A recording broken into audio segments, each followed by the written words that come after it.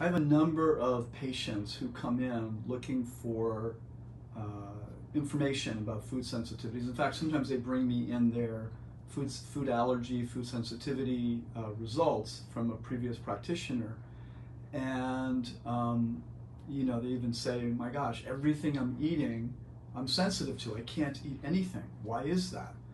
Or other people come in, they want me to muscle test for food sensitivities, which I do, or sometimes give a test, do a blood draw or a food sensitivity test, which is a prick, little blood drop. And there's a lot of confusion around food allergies and food sensitivities. Number one, a food allergy is typically known as an IgE allergy test or allergy. And typically, if someone has an IgE allergy, then they're going to feel it in the moment. So in other words, if they eat peanuts, if they eat wheat, if they eat dairy, they're going to have a pretty much immediate reaction. An IgG, which many traditional, or I guess I should say conventional Western medical doctors will not test IgG, and an IgG is a delayed sensitivity, which we do in our practice. And also muscle testing is very good at assessing for food sensitivities. The problem is a lot of people these days are sensitive to so many things, which is causing inflammation, causing gut issues, causing immune issues, causing the body to overinflame and then apparently attack itself, which it's not really doing, but it's trying to clear something. That's what the body's doing when it's so-called attacking itself. So there's a lot of confusion. So I want to just make it clear. First, there's the IgE, which is a real allergy, and IgG, which is a sensitivity.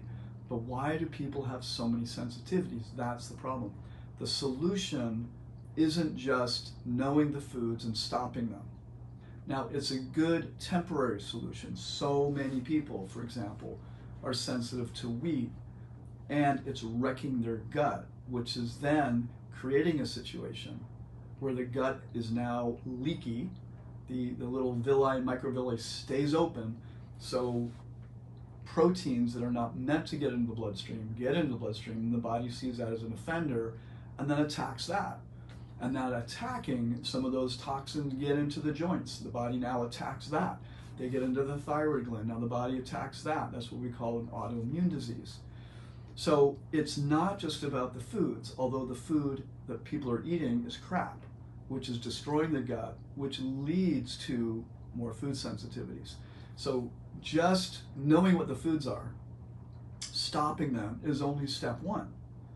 Step two, and the following steps, are removing the toxic foods, the offending foods, removing those things that are causing damage to the gut, the villi and the microvilli and the small intestine. And by removing that, then the body can begin to heal. And by adding good foods, good herbs, different substances that can help to repair the gut, what happens is that after that repair happens, guess what? The food sensitivities decrease. They can start opening up their diet. Now the thing is, we have to understand that many of the foods that people are eating these days, and one of the biggest offenders is modern wheat, modern inorganic wheat, modern GMO corn, modern GMO soy, which has a devastating effect on the microbiome of the gut, which then makes us more vulnerable and creating more inflammation in the body, creating more inflammation in the gut, creating leaky gut, proteins get in the bloodstream, the body attacks it, and we create a vicious cycle because people are eating these things every day. Ancient wheat used to be a really good grain, and many people can eat wheat in Europe or in Italy, and they can't eat it in America. Why? Because we soak it with horrible pesticides and herbicides when we harvest it to keep the bugs and the microorganisms away and the fungus and all that kind of stuff.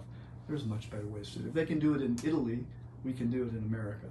So people are damaging their gut. We have to remove the offenders. By damaging the gut, we're creating a vicious cycle of food allergies and food sensitivities. So again, getting to the root of the problem is the issue. Just finding out what foods you're sensitive to is important, but it's just step one. Many people come in with 15, 20, 30, sometimes 40, 50 foods that they so-called can't eat. And they wonder, what the heck is going on? I can't eat anything. And it's a big problem. So we have to repair, we have to remove the offenders for a while, and then find out what are the real offenders. What are the things that are no matter what, you shouldn't be eating. Nobody should be eating GMO corn. Nobody should be eating GMO soy. Nobody should be eating inorganic wheat. And if you're eating wheat, better to eat the ancient wheat, or at least organic sourdough where the gluten and the gliadin is pre-digested. Real sourdough, slow rise, not the crapola that you might get in a supermarket that has been manufactured to produce very quickly. It's not slow rise, so that fermentation process doesn't break down the protein in the wheat, so therefore it's no better. It just tastes a little different. So that's a little something on food sensitivities. It's a big, big issue these days. And why does it get destroyed?